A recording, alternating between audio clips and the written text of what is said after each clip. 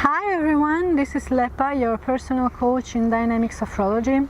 Today we are 30th of April 2014, a little bit after 3 p.m.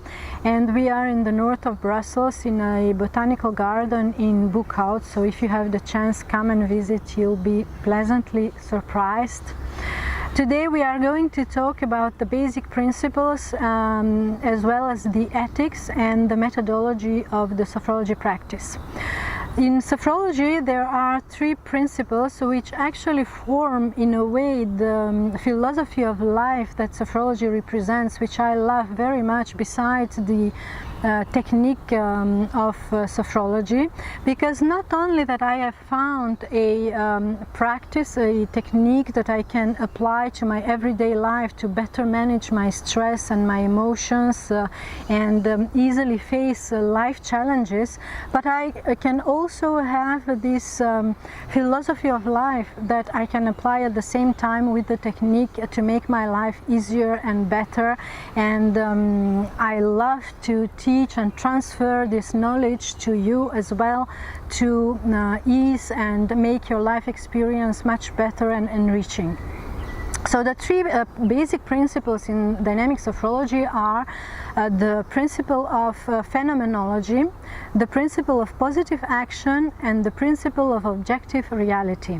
The first principle, which is the principle of phenomenology, consists in observing everything that is happening within without any judgment. So you will not have any judgment from the Sophrology practitioner you will work with during your sessions, but we are also encouraging you to not have this judgment towards yourself or others. This is very important, and as you know, we all have those judgments that are coming from others or that we feel within us, thoughts and feelings and that we really want to get rid of. Well, the Sophrology practice and the philosophy of Sophrology can really help you to put this away if you want, and not have this judgmental look on yourself and the others, which can be very freeing and liberating and make your life experience much better and much easier, as I already mentioned. The second basic principle is the principle of positive action. In Sophrology, we are encouraging our apprentices to always look at the positive, always during the session. At the end of the session, actually, when we share what we have lived during the session, we encourage you to start with the positive, and then when you will be based in the positive, if you want, you can easily deal with all the negative that is happening in your life. And the third principle is the principle of the objective reality.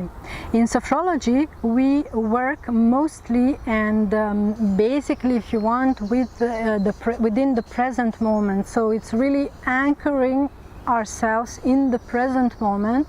Only then we can turn or launch ourselves into the future, and then enriched and reinforced with those two perspectives of ourselves, the consolidated in the present, the first one, and the second one already in the making, we can only turn towards our past, have a different and more productive look of our history or our past. So that is about the principles, the basic principles in Sophrology. As far as the ethics is concerned, what I would like to communicate to you is that each Sophrology practitioner has always have to stay within the limits of his personal and professional competencies. That's the first thing. The second thing is he has to prove a personal and adequate training to be able to easily see the difficulties that his apprentices are presenting to him when they come to him, and have this compassionate look regard, so that he is more able to accompany and help you on your path. In sophrology, there are three pillars, fundamental pillars or objectives, and those are the responsibility, the autonomy, and the authenticity. As far as the responsibility is concerned, there are two parts. One part is the responsibility of the sophrology practitioner, which is the technique, so the way he's presenting the technique during the session. And the second part is the experience lived during the session, which is the sole and entire responsibility of the apprentice. So we do not interfere there. It belongs to you, as we say in dynamic sophrology. And the third pillar, or the second pillar, or the second objective, is the autonomy.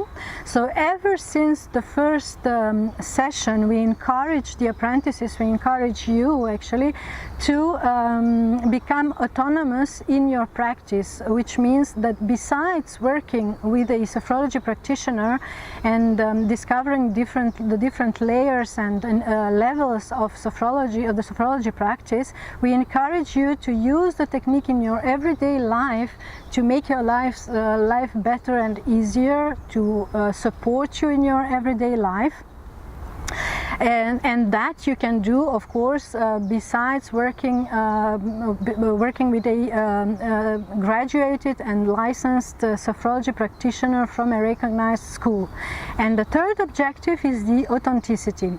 We encourage every apprentice actually to express themselves in whole authenticity at the end of the session during the sharing time, where we express what we have felt and sensed during the session. And the role of the sophrology practitioner is actually to ease that access to our authenticity.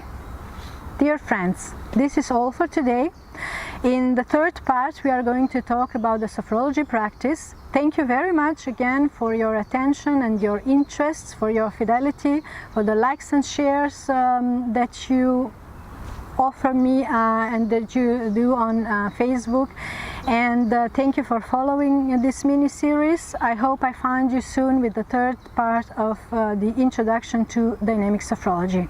In the meantime, stay calm, be zen, have fun, enjoy yourselves, and see you later. Bye bye.